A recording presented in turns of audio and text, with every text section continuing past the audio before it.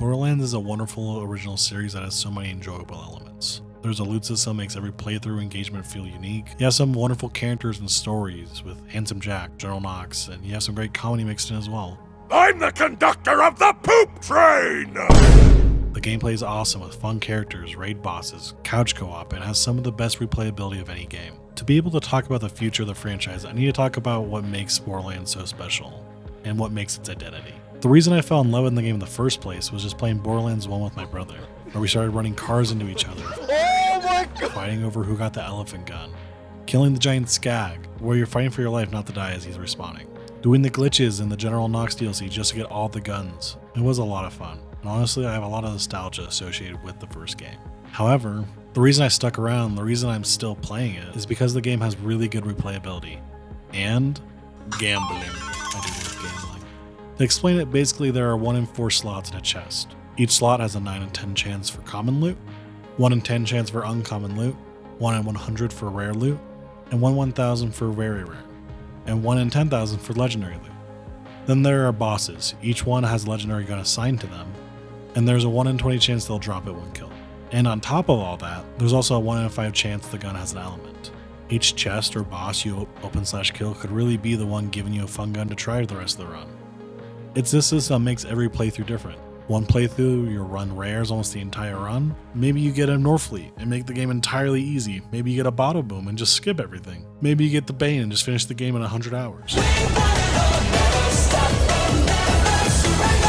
There are so many guns that feel unique and make every playthrough enjoyable, and this without even mentioning True Vault Hunter mode, where you start the game again with the same loot, go through the story again, but enemies are stronger, there's more of them, and it's more of a challenge. With the gameplay being amazing and replayable, you still need a solid story though that you're willing to play 12 times. I'll speak on Borderlands 2 because I think that's the best story of all of them, but I'll speak pretty generally about it. It's a story where there's constant jokes told throughout it. It really doesn't take itself seriously, where the main villain is just telling you how rich he is and how poor you are. My day? Been pretty good. Just bought a pony made of diamonds. Yeah, because I'm rich. So you know, that's cool. Goodbye. Until it does. I'm going after Jack. Roland is a character in the series that really helps keep things grounded. Basically, there's a Wreck-It Ralph, an alcoholic, and a bunch of characters that add a lot of comic relief with being crazy and stupid. Do it! Shoot me in the face! Face, face, face, face, face! Now! Bullets in the face! Want him! Thank you! But Roland is a standout that helps the story stay serious. And as soon as he dies, every comic relief character turns serious, wanting revenge. And it really made me want revenge too, honestly. The story also has one of, if not the, best villains ever written in games. And I'd even argue movies. Think of it this way. What made Thanos such a good villain? He's badass, strong, he's driven, he's purple? No. Because he's agreeable. You understand why he's doing it, and to a certain extent he's right. So you're almost rooting for him to win over the heroes. Yes, he's funny, he says a bunch of things that entertain you throughout the game, but at the end of the day, it's because he's right. He's not evil for evil's sake, but let's not get things twisted, he is evil. He scoops people's eyes out, he imprisoned his daughter, he made Pandora more of a hellhole, he mass murders. So how is he secretly the good guy? Well, you find out through Borderlands 2 and the pre-sequel that his grandma abused him, that about everyone has turned on him, including Moxie and including Lilith. And also that his daughter killed his wife on accident, and that his real motive is to restore order and remove all the lawless bandits that plague Pandora. And he's right. The place is dangerous, almost everyone is crazy, the animals are super dangerous. It's as if the entire planet was downtown Detroit, and the only real fix is to have a clean slate. It's the underlining motive of this, that he's honestly right, that makes him likable. He could have easily been, haha, I'm evil, I think everyone's inferior so they need to die. But they didn't. They made him well written, because if his plan worked, Pandora would have been a chill, habitable planet. So you may be wondering when I'm going to talk about Borderlands 4. Well, it's now. Borderlands 4 needs to get a few things right, or the fanbase will just split again, like Borderlands 3. One thing's for sure, we need to let Jack die. He had an amazing story arc, and I understand that whatever you make probably won't be as good as him, but it's better than watering down his storyline and forcefully dragging a dead body into the story. We need a villain that is well written, that has a good motive, and there are good seeds left to work with as well. The Watcher tells of a great war, which sounds like this is it. Now is not the time for bickering, Vault Hunters. War is coming, and you will need all the Vault Hunters you can get. Make it so the villain is the protector of the planet or something. He's a dictator and runs it like a military, kind of like a more successful North Korea. So yes, citizens may be suffering, but they're fed and there's no chaos. I'm unsure what they'll do, but make it good. The main thing is have the villain have a sense of serious motive, and please give us a Roland type character back that keeps the story grounded rather than everything being a poorly written SNL episode. My issue with Borderlands 3 was the story points weren't bad, but god, the writing was all cringe and always trying to make bad jokes land. Cool if I take this. Thanks, later.